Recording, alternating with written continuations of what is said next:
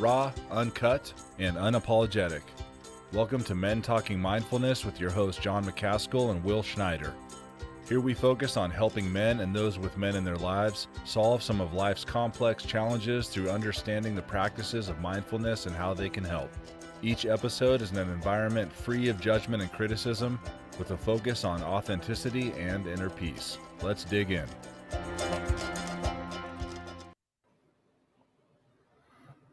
According to psychologists, rage is an inborn behavior that every person exhibits in some form. Rage is often used to denote hostile, affective, reactive aggression. Rage tends to be expressed when a person faces a threat to their pride, position, ability to deceive others, self-deceptive beliefs, or socioeconomic status.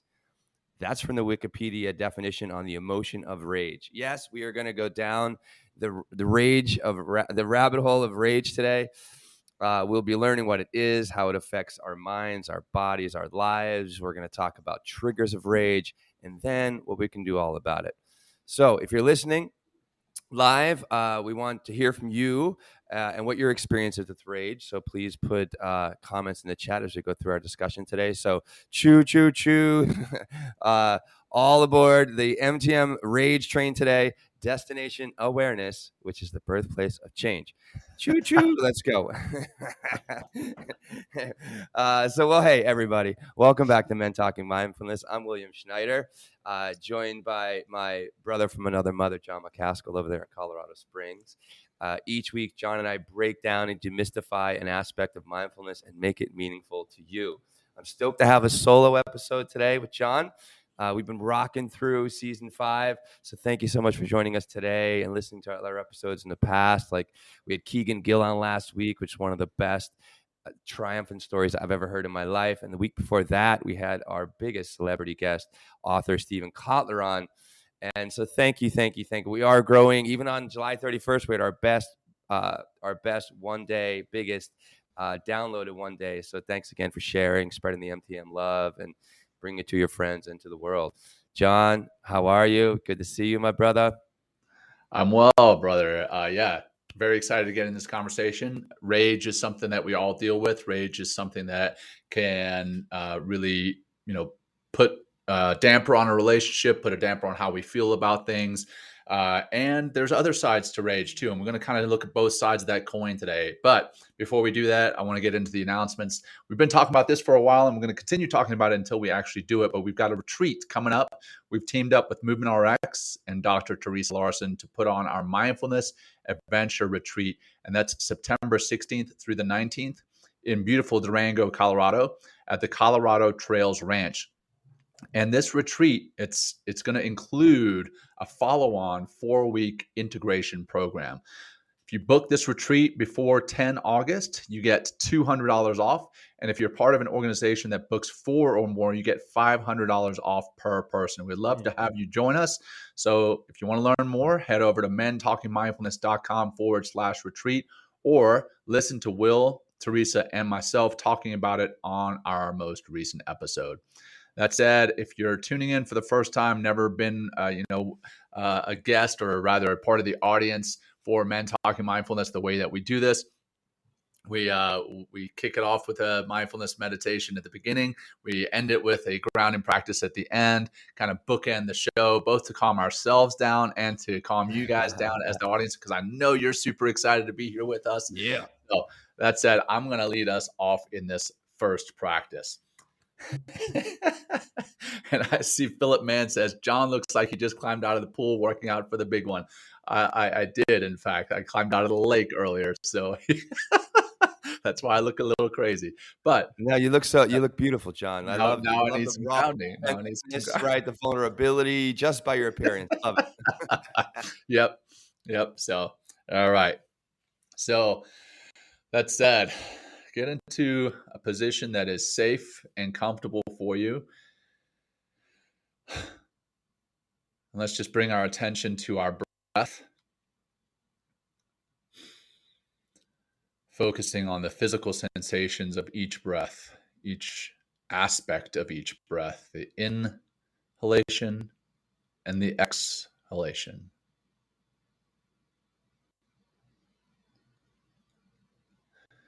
And even in leading this, I could feel some tension in my forehead, in my eyes, in my face. And as soon as I brought my attention to the physical aspects of each breath, I could feel that tension melting away. So try to do the same for yourself, bringing your attention to your breath to relieve physical and or emotional tension.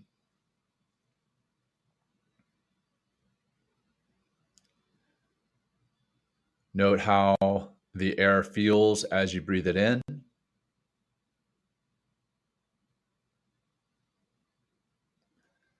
and how it feels as you breathe it out.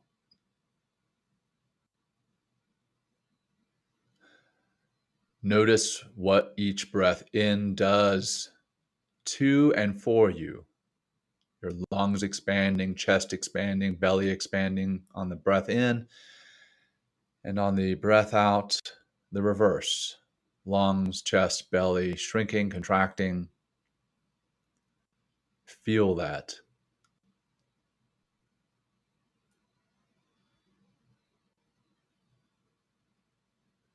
Find your breath in the here and the now, tuning out the noise of the past and the future, other places and other times. You are here, you are now.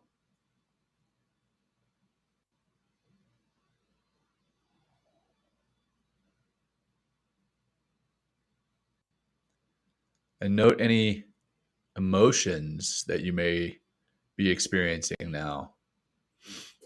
Even in a short grounding meditation like this, you may notice emotions bubbling up.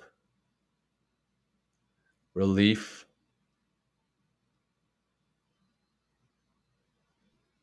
frustration, boredom,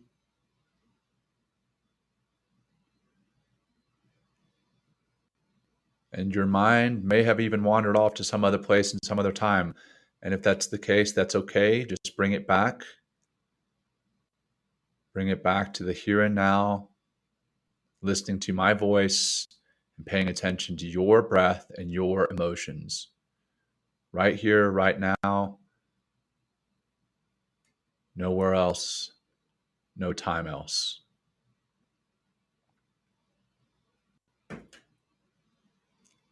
And we'll conclude with 2 deep cleansing breaths together. Begin by breathing out as much as you can. Bring your navel to your spine. Deep breath in. Holding at the top. And release. Release. Release. Empty all the way out. Holding empty at the bottom. Noticing that emptiness. Deep breath in. All the way in. Filling those lungs all the way to the top. Holding. And relax. Relax, relax. And as you do so, start to bring some movement back into the body, moving your head around, stretching your neck, releasing your shoulders. And here we are. Let's talk about some rage. Let's talk about some rage. What brought us to this topic, Will? Well, I had that Vipassana experience where I just did all that meditation in May, so late May into Labor Day weekend. I did those 10 days and 10 hours a day of meditation, and sitting in stillness for each hour. Each meditation is 1 hour, and a lot of shit came up for me, and I really started to. And then what's nice about this practice is you're 10 days in silence, so there's no communication, no writing, no reading, nothing, like no commiserating with the outside world, no commiserating with other people around you, only commiserating with yourself. And also they use the physical, they use the body in this practice because when you sit in pain for like an hour, because my shoulder be fucking screaming at me or my hips or something like that, and I can't change it, I can't move, like all this emotion would wake up, and I just started feeling all this rage that would come up. Because I just wanted to scream out in in the middle of this like very quiet meditation practice, in the middle of the meditation hall, in the middle of this meditation practice, so many times, and then I would just calm down and then come back to the technique and just keep working and working. So I had all these like kind of this insight around rage, and how rage was really trying to control me, and where it came from. And then when I got back from all this Vipassana stuff I did, I started, all these downloads started coming. So I started journaling and making more, creating more information about rage and my relationship to rage. And I thought it'd be great to bring it to the audience today, because it's, like we said in the very beginning, it's in every single every person. Right. And I thought it'd be great and if we have awareness about it, then we can change it. So that's kind of why rage kind of came up for us in our audience today. So, yeah. And, in your speaking about your Vipassana retreat, and I know we've discussed this in the past, and this image, I don't know if you can see that. It might be a little washed out, but basically it's someone sitting in meditation. And bring it closer so you can see the inside skull. of them. Let me see if I can make that a little bit. There you go. Inside of them is the rage. You can see the rage inside of them and that turmoil, but the individual is sitting in peace, kind of controlling that rage. And we're going to talk a little bit about controlling the rage and how that can be good for you, and also how it can be bad for you. And we're actually going to get into a lot of that now. So, where do you want to go from here? Well, I figure, here we'll set a baseline. There's a lot of great information about rage on Wikipedia, a lot of different references to, different research and stuff that they're understood about rage for a long, long time, and therapies and stuff like that of how to get over rage. So we're going to kind of go down this little, defining rage and going down kind of the rabbit hole of rage, and then we can talk about, how it affects our lives, what we're doing. And this is a great time for the audience as we go through to throw some comments in the chat, please. So we can do this together. So let's start with, so let's start with this. So we'll do just an overall definition of rage. Is that cool? I'm just going to keep flowing, John. Let me know. Go for it, man. Rage definition is violent and uncontrolled anger. Okay, that's just the regular straight definition of rage: violent, uncontrolled anger.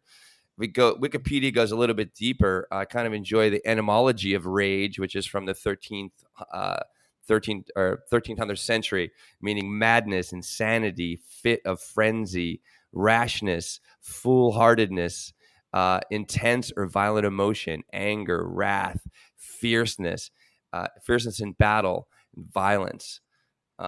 So I thought that was pretty interesting. And in French, there's rage, is how they talk about rage, meaning spirit, passion, rage, fury, madness. So that kind of the whole madness things comes up quite a bit. And insanity and then frenzy and fury are all things that I think a lot of us have experienced out there when being rageful. I mean, I think we'll talk about anger and rage, but like if you're angry enough, boom, it can really turn into rage, and then you just become kind of blinded by it. But anything there, John? I mean, what I think you covered some great stuff there, but one piece I noticed you missed is that old French rage, rage, if you will, that comes even further back from the medieval Latin rabia, meaning rabies, which means badness, like truly losing your mind or being rabid. Wow. And I thought that was an interesting aspect to the piece on Wikipedia. Right. And think about an animal like a rabid dog, right? Or a rabid animal, like they attack, right? They literally have no. We're going to go into it. They have no concern for their own safety. They feel no pain. Right. So it's interesting, just in the early definition of how we describe rage, how it begins to show up, how it's a real deep thing in all of us, and really access. We kind of live deeply through that reptilian brain. So you want me? I'll read the first part of the symptoms and effects, and then we'll keep going. I can jump into that, all right. and then we'll have a chat. Go for it, man. Chat about it. So again, this is kind of pulled from the Wikipedia website. Symptoms and effects. Rage can sometimes lead to a state of mind where individuals experiencing it believe they can do and often are capable of doing things that may normally seem physically impossible. Those experiencing rage usually feel the effects of high adrenaline levels in the body.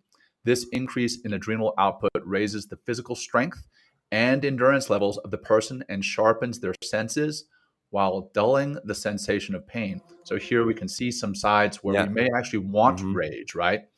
High Yeah. levels of adrenaline impair memory. Temporal perspective is also affected. So people in rage have described experiencing events in slow motion. I'm sure we've all experienced that. I know I've been in a car crash one time where it literally felt like it took like about a minute for us to get from when we were crashing to the end of the crash, and it probably took all of 5 seconds.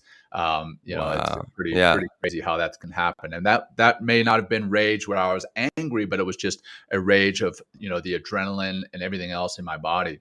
But yeah, It's almost like a protection mechanism in some ways. yeah, You know. exactly. Yeah. Exactly. Yeah. Like it says, time dilation occurs due to the individual becoming hyper aware of the hind brain. So let's talk about that piece. Let's talk about those symptoms and effects. The side of Mm-hmm. the adrenal impairment of our memory, the ability to do things that we may not have been able to do in regular everyday life because now we have this new energy. We've also shut off our fear. We've shut off our pain. So yeah, Right. let's talk a little bit about that. Well, I think it's it says here, so time dilation occurs due to the individual becoming hyper aware of the hind brain, which is the seat of the fight or flight. So it's what's coming up for me right now is how interesting. Like we had flow state, we had Kotler on, and also time slows down in flow. I know, like, not saying rage and flow are the same in any way, but it's interesting, like how our concept of time in these heightened states, whether it's rage or whether it's flow, changes, which I think is really interesting. And look at what it does. I mean, these are all hormones, right, that begin, biochemistry that begin to change our brain so our brain can focus on or becomes hyper aware of what is going on or what is like, rage, so we can get on the defensive, attack, like, be a bigger human being than we normally are, if you will. Like we just like grow into this strength and this aggression, and everything starts working in order to really hyper focus on what's right in front of us and managing whatever that situation is through rage. So it's really fascinating.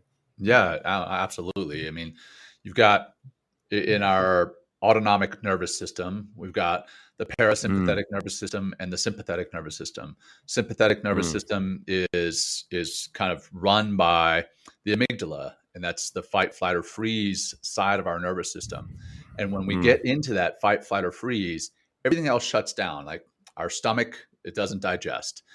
There's no effort to actually push waste out of our body at that time because we are focused on living, like protecting ourselves. And a lot of this rage comes from, as you mentioned, basically the threat, the outside threat. We're basically trying to defend ourselves from that outside threat. All these different hormones are controlling that. But like how does this come up for us or for you, Will, in a meditation? And I'd like to go back to that Well, Vipassana retreat. thank you, because that came up for me as well. You just spoke of sympathetic, parasympathetic, and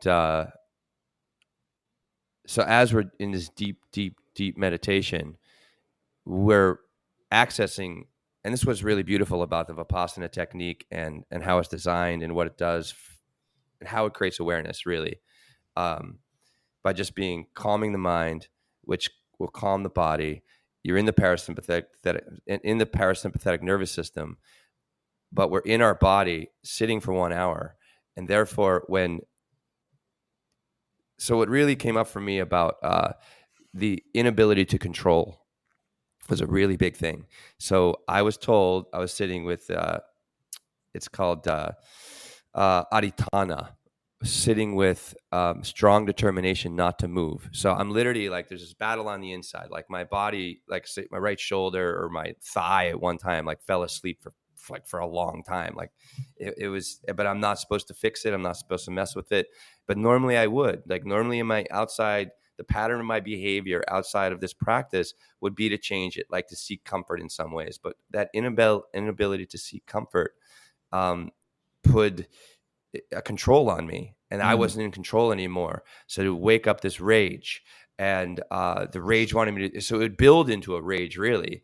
And then I just start my mind, like that's when I wanted to scream. There was some dude, that really was ticking me off, like, cause he had a ticking The clock ticking clock. I know we talked behind me. about it. The ticking, yeah, we talked about that. Oh my God, like I all the imaginations because of my rage that I wanted to do to this guy that was really pissing me off. So, but at the same time, it's like this contrast. So what's beautiful about calming down in the mind and the body and meditation, right? And then sitting with the discipline of not moving, and then experiencing that rage and that lack of control, it brought this conversation to the surface. It brings the rage to the surface so I can objectively observe it. And also the technique, you're changing, everything's changing all the time. So just like clouds of a storm, right? They will eventually pass. This too shall pass, right? Yeah. Same thing. A rage would eventually pass, and then I would find peace. But also the way the practice is beautiful, it's like when I don't feed that habit of rage and the need to control, which leads to the rage, that's when I begin to change. That's when I'm not a slave to the rage anymore, which is a big epiphany I had. Don't be slave to the rage. Right. And then how do you do that? That's when I breathe. That's when I, like in my regular life, that's when I breathe. I get up and move if I need to, walk away, and don't don't drop yourself into the rageful stew that's waiting. And boom, and it's lights on, and you just get like wildfire on the inside. And you just right, it explodes. Then just the like whole world. the scene behind us here. For those who are not watching, if you're listening later in the podcast, I have a giant fire exploding behind myself and Will on the screen. And actually, I got to come back to some of the comments here in the chat. Actually, from one of my high school buddies there, Jonathan Morse. He and I went to high school, graduated high school, ran track and cross country together. He says, for me, rage starts way beforehand. It's rarely a problem for me. But when it happens, it explodes, and the casualties are not usually the source of the original anger. So coming back to, your Vipassana and the guy with the ticking clock behind you, that may have angered you, but there may have been so much more to that rage, right? That may have driven that rage. And I want to talk about the triggers of rage for people. And I would say even more specifically, the triggers of rage for men. Maybe this is everyone, but I know you mentioned one right there, loss of control, right? The fact that you had your leg was falling asleep, you were hurting in your shoulders, and you could not control that. I mean, I guess theoretically you could have stopped and said, you know what, I'm done. But you wanted to push yourself past the limit, and you had lost control. I know loss of control for me, like, okay, I'm Commander Macaskill, right? Retired Commander Macaskill. And I bring that Commander Macaskill mentality sometimes into my household with my kids. So I've got three young kids, a 5-year-old, a 3-year-old, and a 1-year-old. And when Commander Macaskill is in the house, and I try to make things run the way that I want them to run, and I try to control them, I get upset.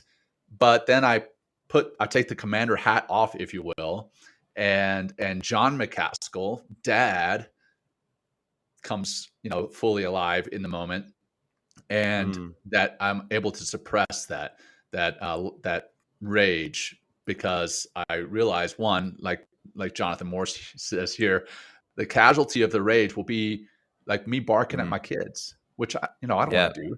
And I fully admit, as a parent, I have done that. I've lost control and barked at my kids. But when I take a step back and I'm like, okay, well, let's practice some mindfulness here. The loss of control in this particular instance is not something to get upset about. But I think loss of control is one of the biggest triggers for people, and I think quite often Type A personalities. When I said men, but probably more so for Type A personalities, whether that's men, women, whatever the case may be. But let's talk about some other triggers, man, and then we can come back to the Wikipedia side. Okay, yeah, we'll come back. So just just a little bookmark. So we're going to go to so we'll go to rational thoughts and reasoning. We'll come back to the Wikipedia, but Yeah. I think let's go. So triggers. I think it's interesting, John. First, how it's contagious. So instead of like the rage that comes from the trigger, and then all of a sudden you're yelling at somebody that just happens to be in an earshot. So Yeah. anybody that's around. So I feel like there's like a micro side. So this inside of us, the rage starts to fill, but then there's this macro side of rage, and it just starts to like it's contagious, just like a virus or some sort of like organism, and it just starts to tear everything down. And I can like if someone is rageful around me, I can light up like a tuning fork and match his Oh, yeah. rage as well, which is very interesting. So Contagious. rage is it's contagious, and it's like its own trigger in some ways, which I think is very interesting. Yeah. But in a wiki, and I said this earlier, rage tends to be expressed when a person faces a threat to their pride. Think about that, right? Their position, their ability to deceive, which I thought that would deceive others, self-deceptive beliefs, or socioeconomic status. So these are all different things that they've discovered, understanding the psychology of rage. Jealousy is another one. Fear. This is like that ego hurt, like that's that position Big in time. society and that sort of thing, and pride for sure. Embarrassment might bring up rage for somebody. So what else, John, for you? I mean, definitely, jealousy is a big one. And I think social media, and it's this ironic thing that we're Oh, broadcasting this on social media, but you yeah, go through social media for any amount of time, and there's comments, and you can see how people get so angry at one yeah, another just in the comments. And I think a lot of that is driven by mm, rage, or sorry, by jealousy and ego and pride, but also hurt. I think hurt drives a lot of that rage on social media, but mm, hurt also drives a lot of rage elsewhere. You want to get on that defensive mm, posture. Someone comes to you and they say something to you about something that you've done or something that they see in you, and you take that as a personal attack. And rather than taking that and being like, okay, this person is trying to give me some ideally constructive criticism, but maybe it's not, but they're trying to give me some yeah, information, and I can take that and process it, not take it personally, but process it and maybe become better from it. Instead, I turn around and I attack them back, right? That's the natural response. yeah, And that's the mm, rage, right? That's the rage. So I think hurt, jealousy, ego, pride. yeah. This is a whole bunch of words for the same thing, but those are huge triggers for rage. And Yeah. so, how do we deal with that? How do we deal with that? Well, there's some really great stuff. I'm going to read the next couple next couple pieces of Wikipedia, and it really talks exactly Yeah. to this, which I think is great. Right, rational thought and reasoning would inhibit an individual from acting rapidly upon impulse. An older explanation of this time dilation effect is that instead of actually slowing our perception of time, high levels of adrenaline increase our ability to recall specific minutia of an event after it occurs. Since humans gauge time based on the numbers of things they remember, high adrenaline events such as those experienced during periods of rage seem to unfold more slowly.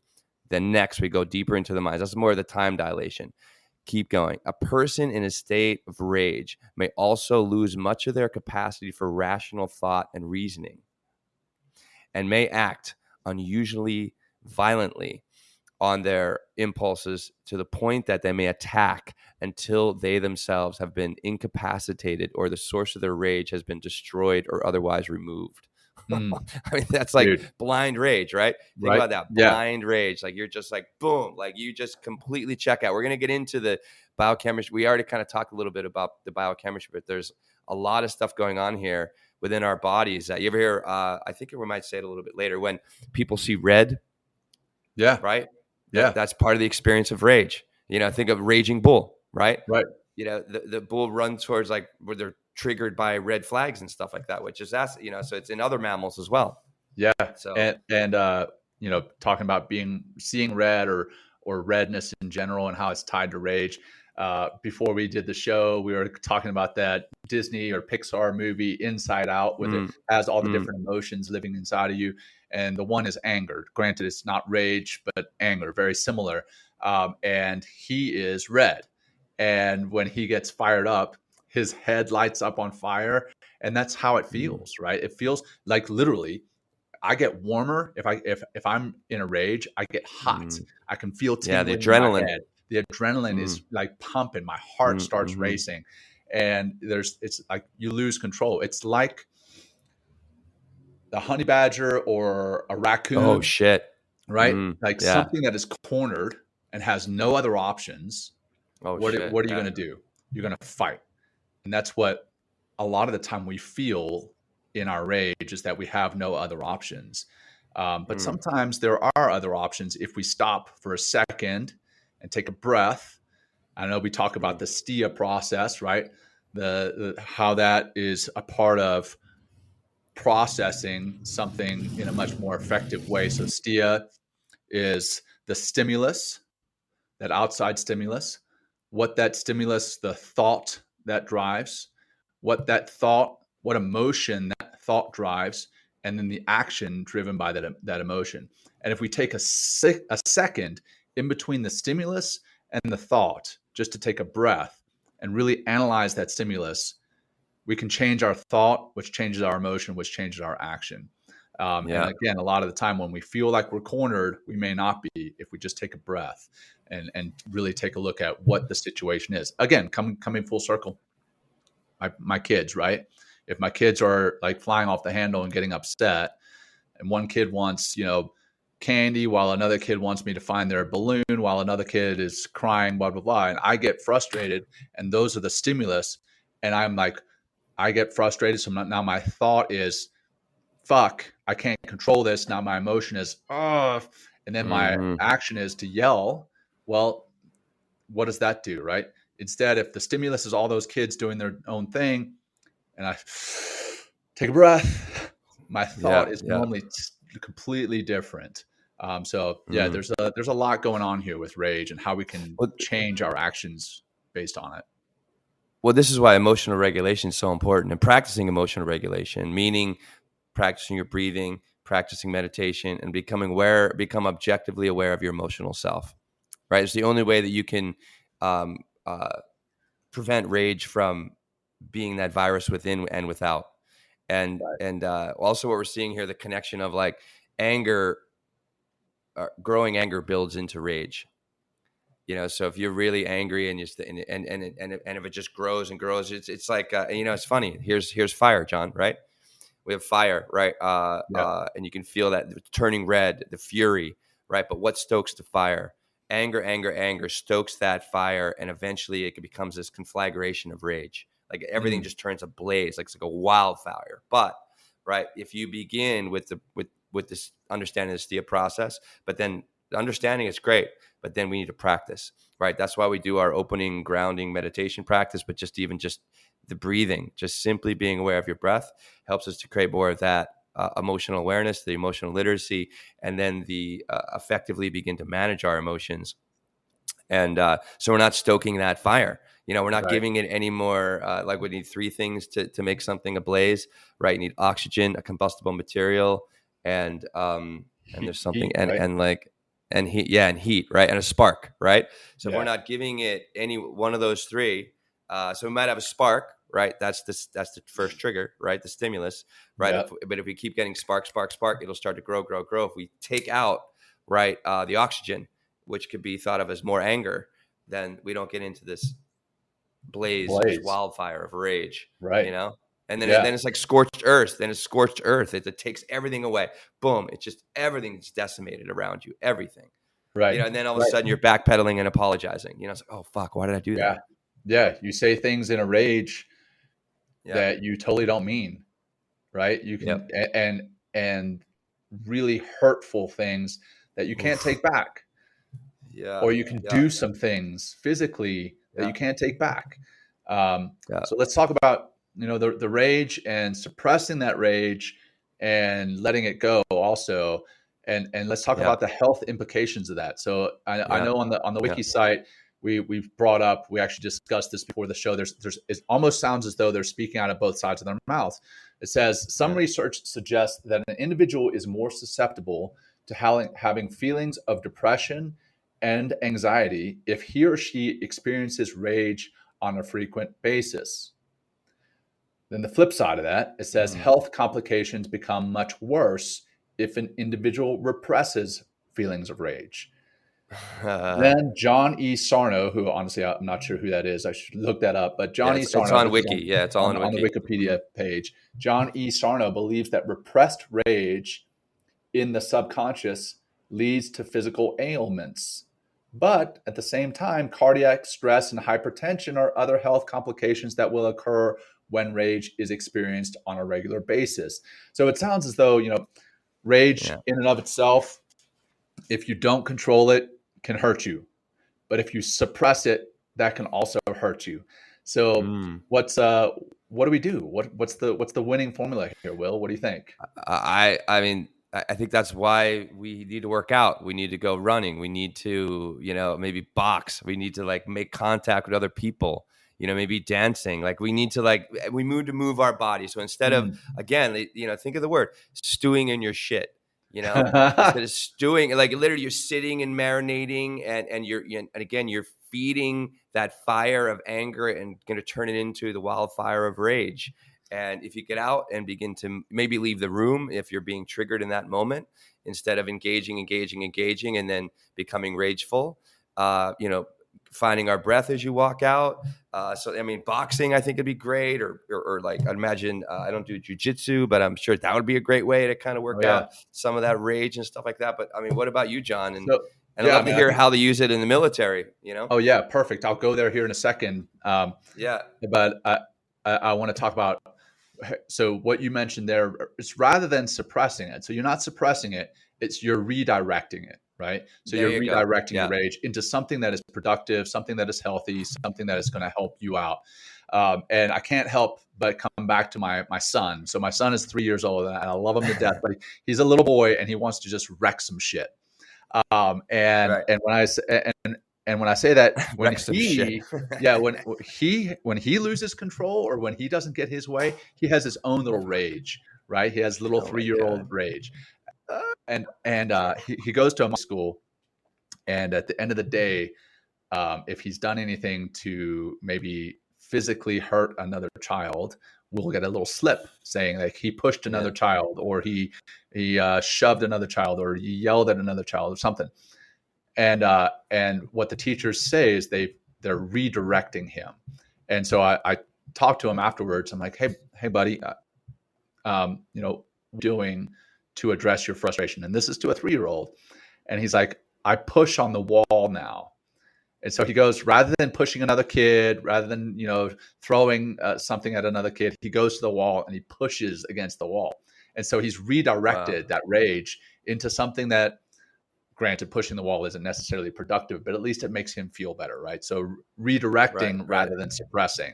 You can't tell a kid, don't get angry. Well, you can't tell an adult, don't get angry, but you can redirect that anger. You can redirect that rage. But as far as in the military, as a matter of fact, someone says, I think somewhere in the comments here, it said, you can weaponize rage. You can weaponize rage. Completely. It often is. Very often is.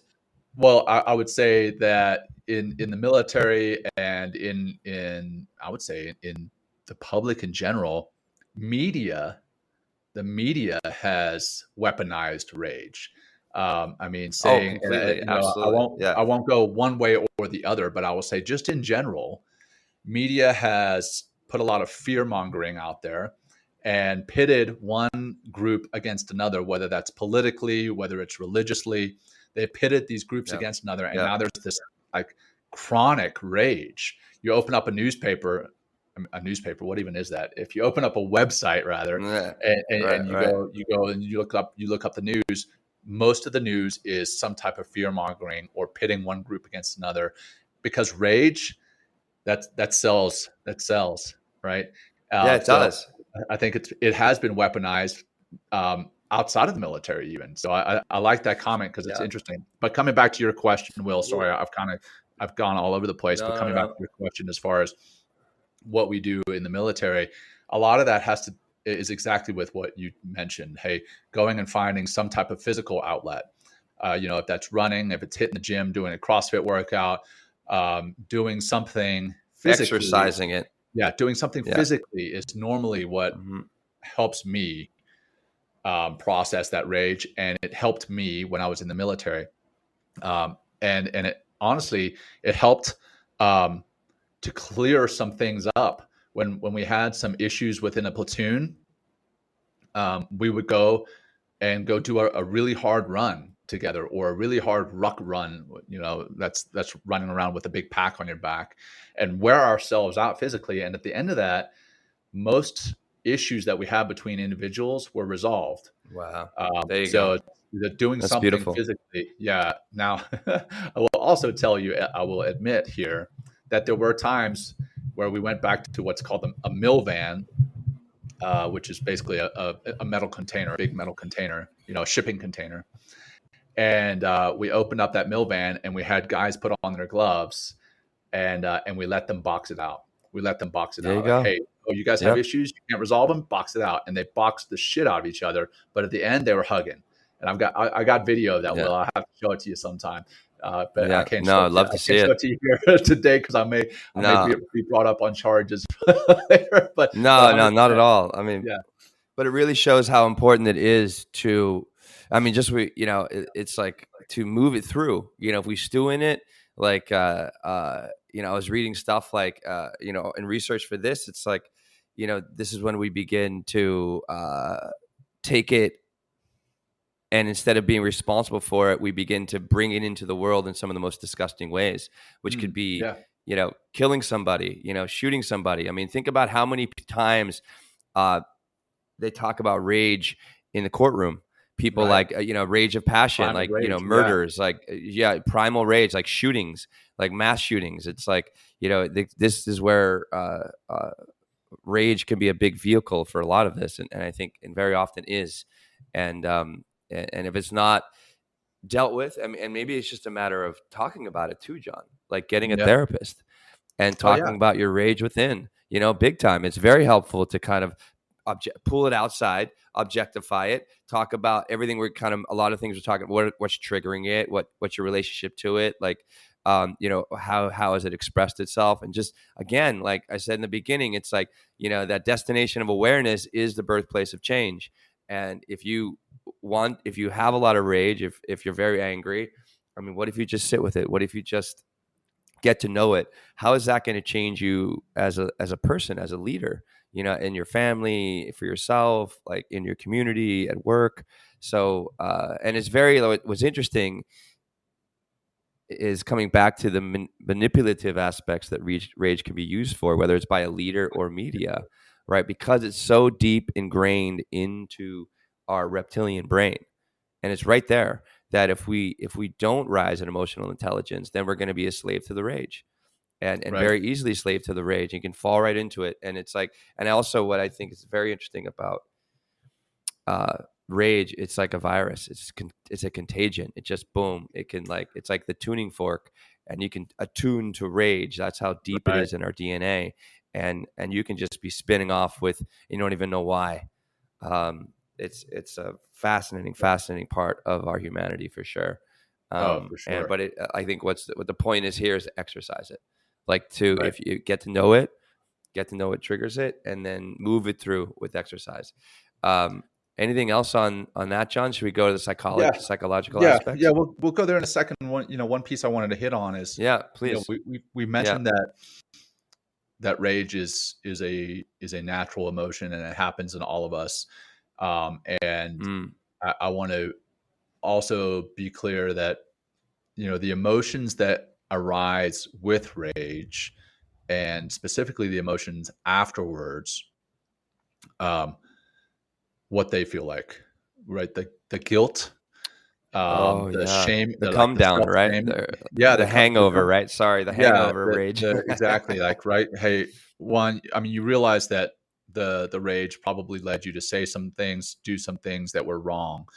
But the shame, the self shaming, and the guilt that we experience, the beating up of ourselves that we experience, I don't think that is healthy either. Now, feeling some level of remorse, that's definitely healthy, but like guilting ourselves into this pit, this kind of hole is not. I think maybe going and talking to who it is that was the object of your explosion, not necessarily the object of your rage, because sometimes you peel it back and the object of your rage is actually something else, somewhere else, somebody else.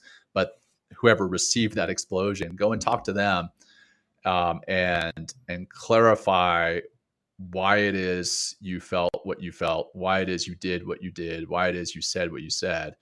Granted, they may not forgive you, but self-shaming and the guilt that you feel afterwards is, I don't think, healthy either.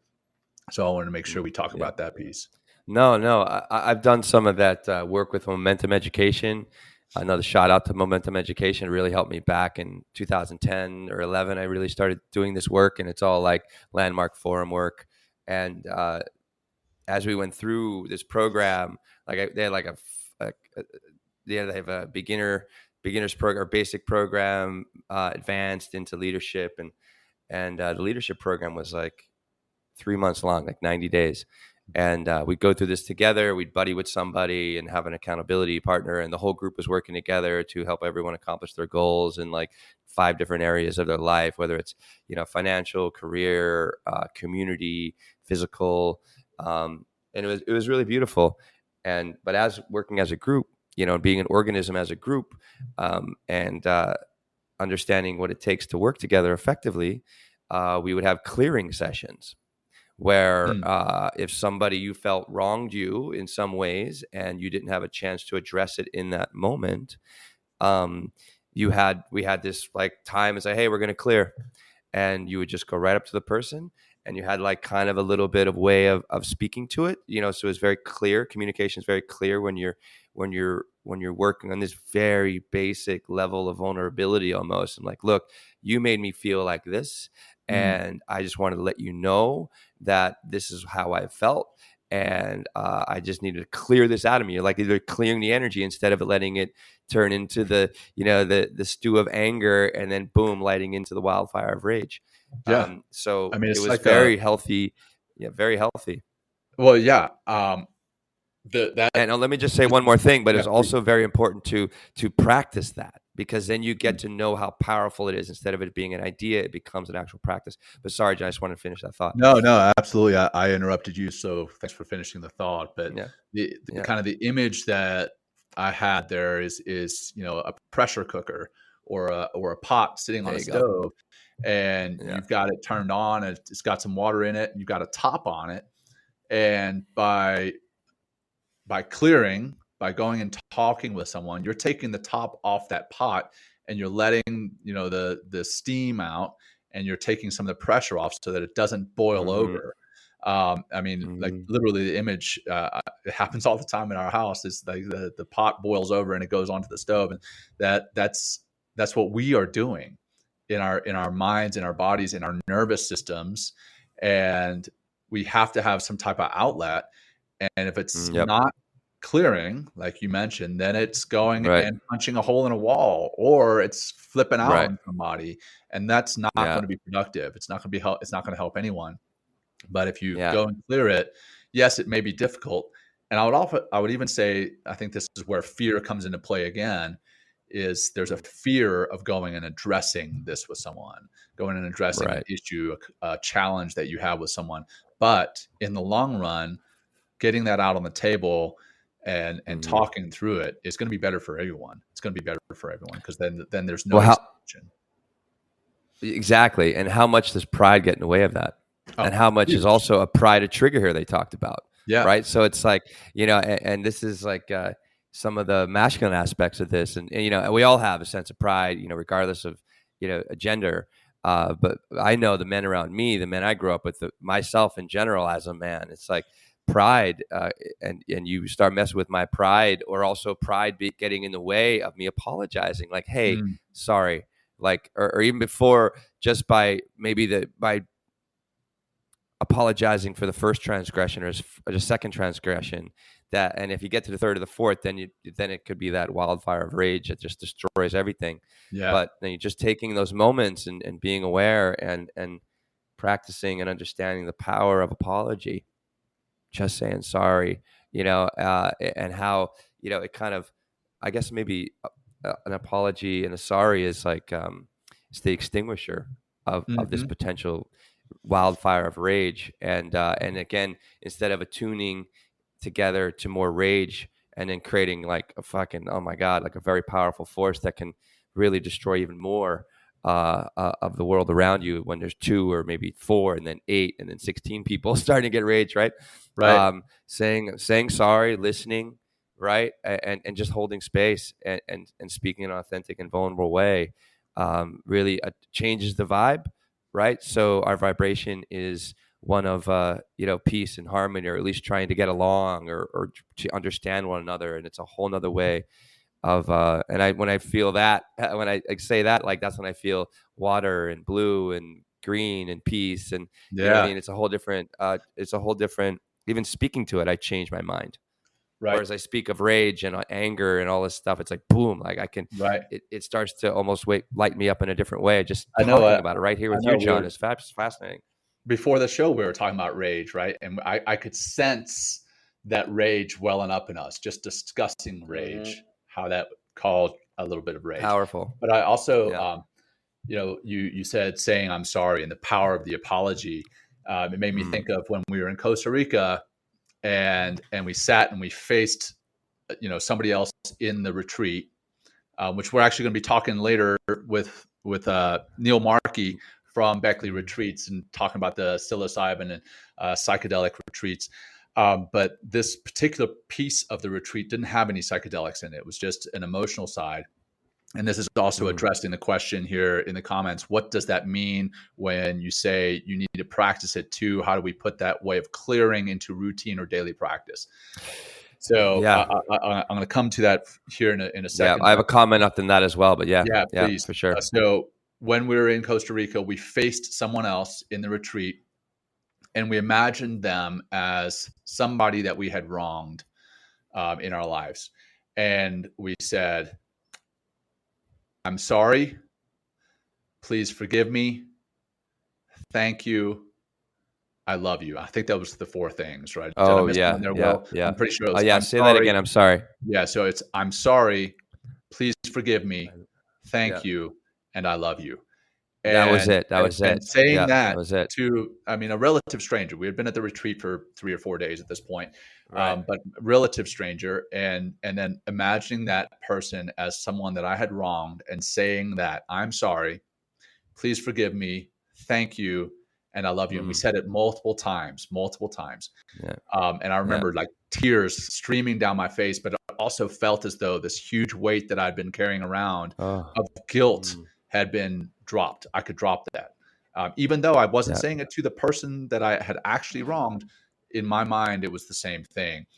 So coming to your question here about, hey, how do you put this into daily practice? I think a lot of the rage and the guilt that we carry around is for people that we have wronged. So maybe calling them, contacting them, and letting them know that, hey, we realize that we wronged them. We're sorry for that. But the other side is, a lot of the guilt is what we've done wrong to ourselves.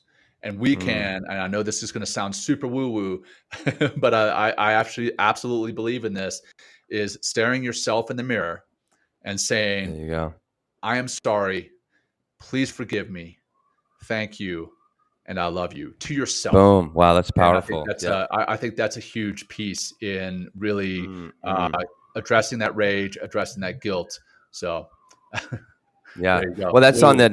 I think that, no, I have something too, but that's like more of that micro side of rage, like the inside of rage, instead of like, so dealing with your rageful self. Another great way, I love what Roman says here: honor cleanses shame. I think that was really cool. Right. A great way to practice this clearing is with the people that are closest with you, 100%. So, this is your spouse, your siblings, your mom and dad, because there's an environment in your closest relationships that for all that love and all that kind of DNA familial, love amongst us, amongst family and very close friends, and you just have such a deep relationship, you're going to have a better opportunity in my experience, and sometimes it doesn't always go the way you want, but to actually sit and speak with somebody and be like, look, and come from a place of not trying to just sharing your feelings about how you're feeling about something that happened between you guys. And there is actually a formula, like a cleansing form, like how to speak to it, so recognize your feelings, speak to those feelings, and not trying to put anybody on defensive here either, like the person that you're interacting with, not trying to be like, oh, you did this and you did that, just creating a space for you to talk about this, how you're feeling and this transgression that you felt. And it could be a completely, the other person that's receiving this information, this could be something that, was misinterpreted in some way. So at least you're having that conversation about that misinterpretation. So it's a great way just to, because I remember, here's an example. I had a roommate a while ago, and something went down between us around, like, I don't know, something with Amazon or something like that, or something kind of small, but we let it affect our relationship for like 6 or 9 months. And it really, like, there was a sense of rage, like, in the apartment, that it was very difficult to live with. Probably palpable. And it was very palpable, it was very, very palpable, and it grew in greater palpability over time. So it was amazing because it was not addressed. And then it got to a point where I had to say, I can't believe, I don't know if it was again, pride was kind of holding me back in some ways. And I finally brought it up. I'm like, yo, like, we need to talk about this thing, because it's like an elephant in the room, and it's really messing up the vibe of the house, the vibe of the apartment.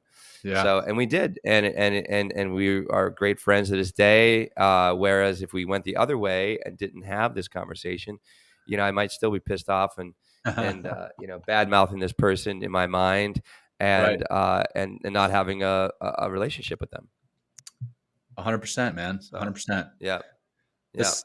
This also brings up, something that we were teaching earlier this week is the loving kindness meditations. And what, for those of you who are not familiar, loving kindness meditation is basically a compassion meditation. And a lot of the time, those loving kindness meditations involve you visualizing someone and you wishing them well, wishing them, joy and fulfillment, like having all pain and suffering removed from them. And you initially, normally, start with someone that you care for deeply, or may even love. And you picture that person, you're giving them joy, wishing that they have no pain or suffering.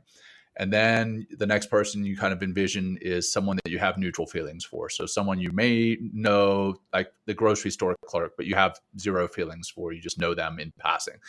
Kind of wish them the same. Hey, joy, fulfillment, lack of suffering, removal of pain. Then you picture someone that you have some type of challenge with, like maybe ill feelings even. You may have those feelings for them. Same thing. Joy, fulfillment, removal of pain, removal of suffering. And then the last thing, or normally, or sometimes it's not normally, you actually picture yourself as another person and wishing yourself joy, fulfillment, removal of suffering, removal of pain. And that can really change how you visualize other people and how you visualize yourself, and increase your level of compassion for them. And in increasing your level of compassion, I think you can decrease your level of rage. So completely. Coming back 2 weeks ago, Stephen Kotler was on the show, and he said that he had been practicing loving kindness meditation regularly, and that those were the meditations that he got the most out of. Mostly he was talking about creativity, but I think in decreasing your rage, you're able to tap into so many of the other emotions that are available to us as human beings, and that can come through the loving kindness meditation. So if you haven't ever tried loving kindness meditation, I highly suggest giving it a try. At the end of the Vipassana meditation, by the 8th day, we learned, it's called Metta, Metta. Metta equals loving kindness, in Pali, or I think that's the language where Metta comes from. And we would practice at the end of every meditation. We go through, basically you learn 3 meditation practices: Anapanasati, sitting for 3 days, 30 hours, just following your breath and sharpening your mind through a process known as like samadhi, mental mastery. 4th day, you're developing wisdom, panya, right? Wisdom, from the scanning of the body, sitting still in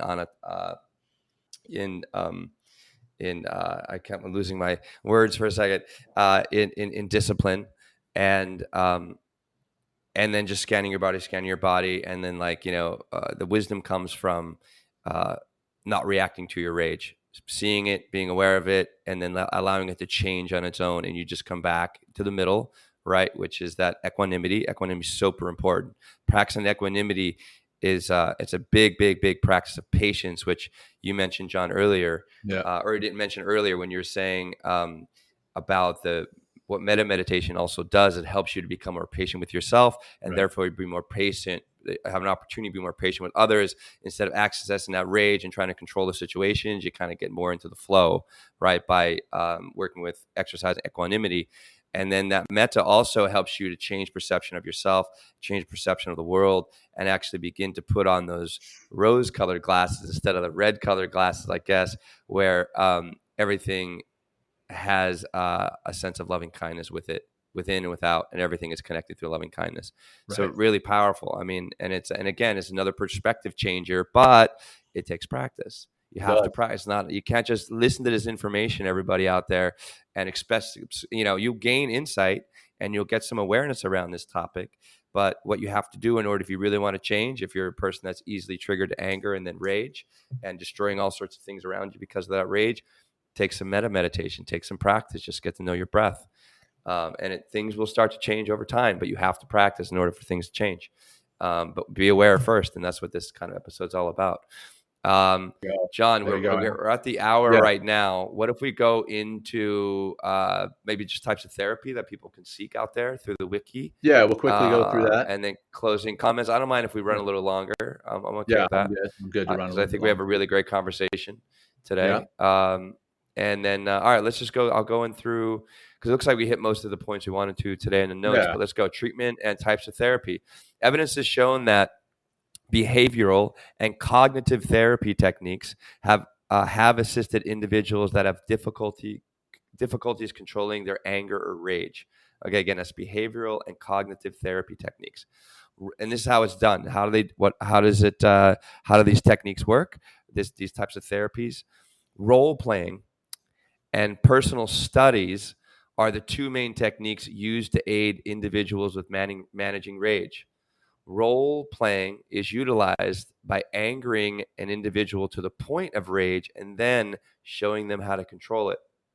Okay, so that's what behavioral and cognitive therapy techniques can do for you, and the actual the work itself. And then another one here, multimodal cognitive therapy is another treatment used to help individuals cope with anger. This therapy teaches individuals relaxation techniques, problem-solving skills, and techniques on response disruption. This type of therapy has proven to be effective for individuals that are highly stressed and are prone to rage. Boom. There's more emotions, John. Emotions, right? Stia. Situation, thought, emotion, action, right? We, in order. So once we get in deep into the emotion, we ignite the action, and then we're usually, boom, we can't pull ourselves back. But if we, anyway, so we become aware of our triggers, the stimulus. We become aware of our thinking, take a breath. We can stop it, boom, put out the fuel. And potentially the fire, and so this is really interesting stuff. So role playing, I thought was interesting too, but go for it. And that, again, coming back to the conversation we had before, that's not suppressing it. That's learning how to manage it, learning how to redirect it, and learning how to really process it. Yeah. So that's we talked about the health implications of truly suppressing it, but we don't want to suppress it. We want to redirect and process it, and that's what these therapies help you to do, is really do that. That's why it's healthy to do these. I've done some role playing before. In this men's group I sat in, and it was very, very healthy in objectifying, your attitudes, your feelings about other people, but also, again, identifying those triggers and stuff like that. So, here's another, we talked about clearing being an excellent way to help, extinguish some of that, the fire and the wildfires of rage and anger. But here's another opportunity just by, it's not necessarily, I think it's still like objectifying your rage, beginning to see it, analyze it, knows what triggers it, but then it's also it has energetic properties. So exercising it, like getting out, walking, like if you're sitting around all day and you expect yourself to change emotionally very easily and very quickly, it's going to be hard because we have physical bodies that need physical stimulation, and that physical stimulation and doing, breathing and meditation or something that really begins to exercise that energy within our bodies, not just our mind, but within our bodies, can really help to create that awareness and then help us to change. Yep. So, absolutely. yeah. Absolutely. Mm-hmm. I'll wrap it up here in a second, but I'm reading No, with you, dude. the Four Agreements. If you've Great. ever read the Four Agreements, it's a fantastic read. Really helps to kind of see things in a different way, but very short read too. But the Four Agreements, if you don't have time to give it a read, I'll summarize it for you. It's the first is be impeccable with your word. Be impeccable with your word. What it is you say, being truthful, but also, not trying to be hurtful or be defensive. Even when you come back, like being on the defensive can often cause you to be hurtful. So be impeccable with your word, first of all. Second one is to not take anything personally. And that's, from what other people do and what other people say, but also what you say to yourself. So it's a really interesting second agreement there. The third one is to not make any assumptions. And a lot of the pain and sadness that we have in our lives is that we assume something that somebody said meant something else, but not make any assumptions. But also don't make assumptions on the fact that others expect or others will do what you expect them to do, right? So that's the third one. Yeah. And then the fourth one, it's kind of really a summary of those first three, is just do your best. Do your best, because you know that always do your best. Yeah, you're gonna have failures at those first three agreements. The fourth agreement is always do your best, and that best is different on one day to the next. So anyway, that's a quick book for you guys to read. Is the Four Agreements. Fantastic read. Great book. And I think it all applies to what it is we discussed here today in the rage. So let's bring it home. Let me just say one more thing. I'm going to bring it home by what you said and just kind of address a comment here by Michael Starnes in LinkedIn here. He goes, I don't know if he's kidding on this or he's just giving us some beautiful fuel to talk about something important here as relating to rage and pride and controlling things. He says, I bend my back over for everybody. It's not reciprocated. Well, what Jon just said about making assumptions, you're assuming that, like that's going to happen. You're creating an expectation. Part of the Vipassana practice is detaching yourself from results, and just doing things in a heartfelt way and not expecting anything in return. And when that reciprocation, and when you don't receive that reciprocation, hurts your pride, begins to wake up anger. You begin to see them filter the world in the same way.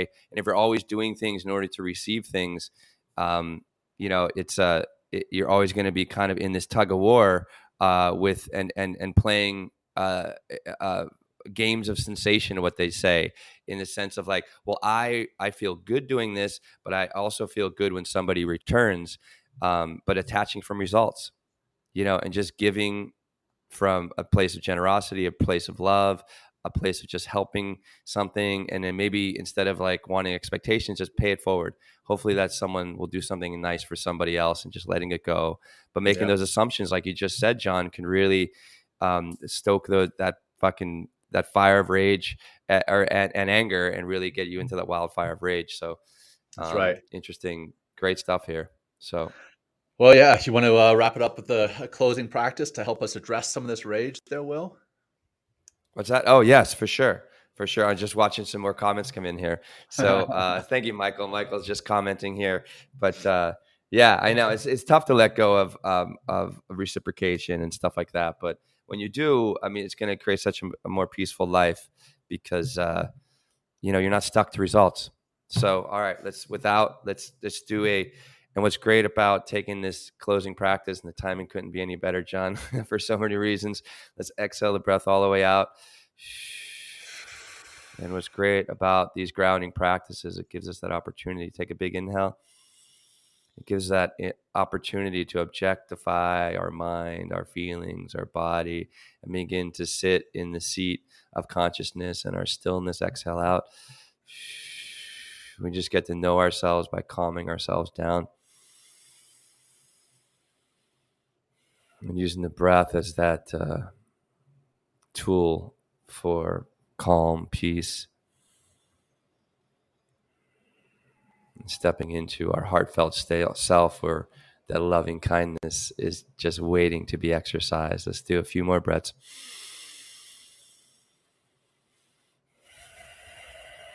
Let's do 5 more like that. Inhale.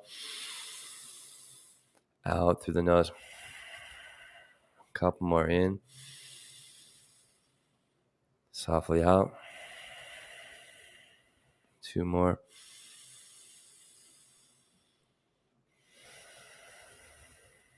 One more.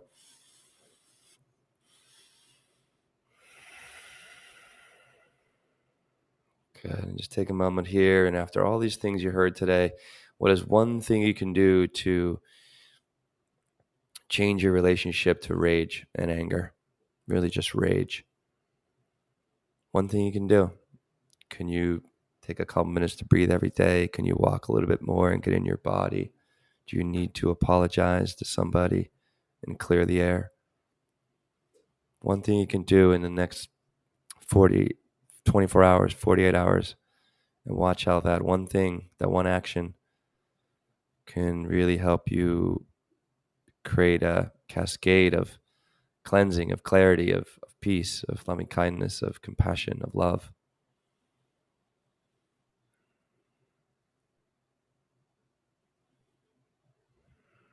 Yeah, okay, let's seal it in with one big breath. Inhale. Exhale out. Good. That's it, John. Thank you, everybody, for listening. Yeah, great stuff, man.